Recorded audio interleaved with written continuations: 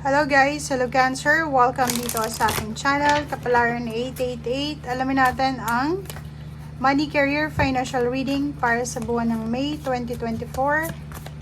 Money Career Financial Reading para sa lahat ng Cancer.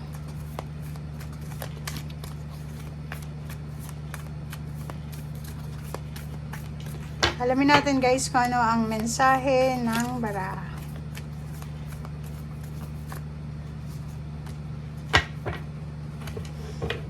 Okay. Meron tayo ditong dalawang baraha. Siguro sa financial mo, Cancer to siguro for the past few months or pwedeng last month. April or March. Siguro hindi naging maganda yung takbo ng iyong financial or siguro nahirapan ka.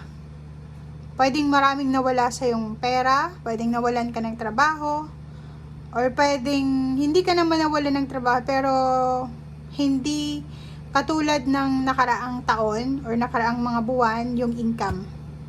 It's either may business ka, pwedeng paubos na yung capital mo, and nakikita natin dito na namumroblema ka siguro.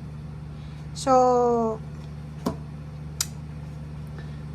kung makikita mo tong dalawang barahang to, is parang isang Cancer na sobra siyang workaholic.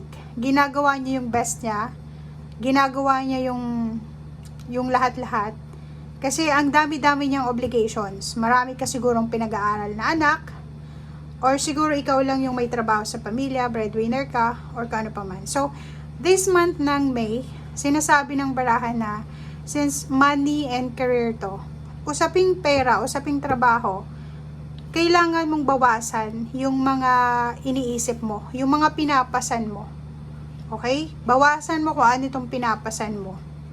Like marami kang pinapasan na utang, expenses, mga luho, like ganun, ng pamilya, ng anak mo, ng asawa mo, ng girlfriend mo, ng boyfriend mo, or ng pamilya mo. So, kailangan mong bawasan. 'Di ba? Kung maraming nawala sa'yo, kailangan mo rin ng mabilis na solusyon dito. So, ang magagawa mo lang sa ngayon, is yun na nga, bawasan mo yung, kung ano yung mga gastusin. Siguro kailangan magtipid ngayong buwan ng Mayo. Okay? Magtipid ka para medyo mabawas-bawasan naman yung mga obligations mo or yung mga iniisip mo.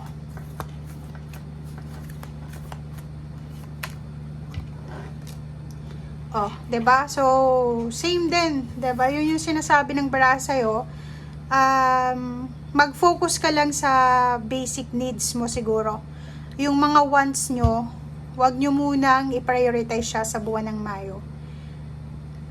Kung halimbawa na may mga gamit ka na hindi mo naman ginagamit, sayang lang siya, pwede mo siyang ibenta, 'di ba? Mga pre-loved, second hand, ano pa man, para makatulong sa'yo. Okay, declutter. Kailangan mong bawasan talaga. Bawasan mo yung mga gastusin. Yun, ang pinakasimple dito is kailangan mong mag-focus sa mga needs mo. Huwag muna yung mga wants. Okay? Pag sabi nga ng matanda, 'di ba, na pag maikli yung kumot, matuto tayong mamaluktot. So, yun. Yung sinasabi ng baraha sa'yo sa ngayon, lalo na kung namumroblema ka sa pera, bawasan mo muna yung gastusin mo. Yung mga gastos. Woman holding a heart. Walking away. Oh, 'di ba? Nakikita ko yung rejection dito Pwedeng merong iba sa inyo dyan na naghahanap ng trabaho or may trabaho ka tapos naghahanap ka ng new job or new income. Or pwedeng yung iba naghahanap ng pwedeng mahinga ng tulong, mautangan, pero rejected ka 'di ba?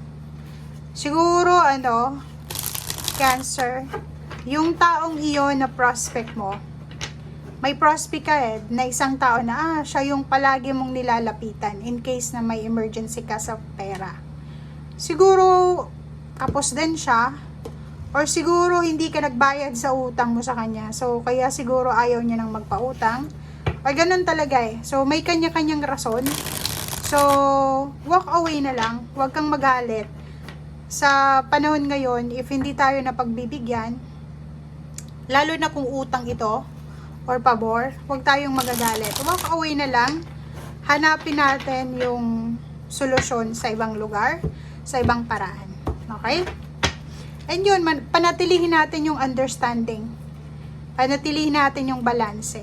Intindihin natin kasi minsan may mga kanya-kanya tayong problema, financial needs, or kung pa man, na tayo lang yung nakakaalam.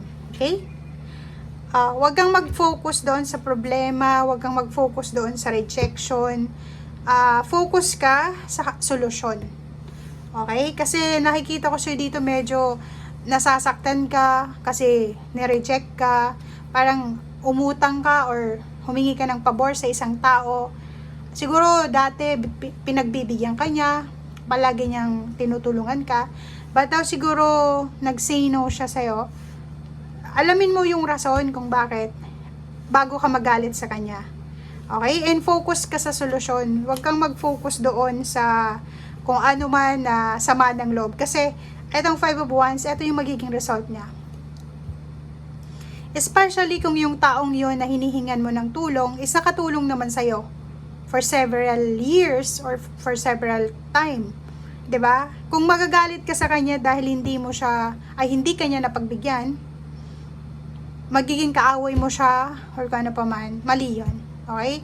So, kailangan mo daw na hanapin yung solusyon and understanding na lahat ng tao ngayon may problema. Okay? And Wheel of Fortune, sinasabi ng baraha, kailangan ang focus mo, solusyon. Kailangan ang focus mo doon sa solusyon. Huwag kang mag-focus doon sa, ay, na-reject niya ako, magagalit na ako sa kanya. Parang ganun. So, yun. Sinasabi ng baraha sa'yo dito na huwag kang mag-alala kasi may paparating sa'yo, Cancer, na pagbabago. Financial change, transformation, transition. Pwedeng may magbabago sa takbo ng iyong relationship sa boss mo, or may mag-offer sa'yo ng trabaho, recommendation, or kano pa man. Diba? So, huwag tayong masyadong sensitive ngayong buwan ng Mayo. Babaan natin yung pride natin. Yun lang. And sinasabi ng barahan na as much as possible, focus tayo sa kung ano yung solusyon. Huwag tayo masyadong nakafocus sa emotional natin. Kasi pag yun nga yung kasabihan ngayon, pag palagi kang matampuhin, talo ka. Pag palagi kang maramdamin, talo ka. Dapat, marunong tayo makisama, understanding tayo, and hindi lahat ng pabor na hinihingi natin, pagbibigyan tayo. Tulad sa Panginoon, di ba? Hindi lahat ng prayers natin, ibibigay niya. Di ba? So, kailangan natin ng patience, understanding, and magagawa mo sa problema mo sa pera is bawasan mo kung ano yung sobra-sobra. Sobrang pagkain, sobrang gastos, mga subscription sa movie, television, or kano pa man, or yung halimbawa, may internet ka, may internet ka na sa phone mo, may internet ka pa sa bahay mo, so siguro kailangan mong bawasan yung mga gastusin mo. Okay? Thank you guys. Bye!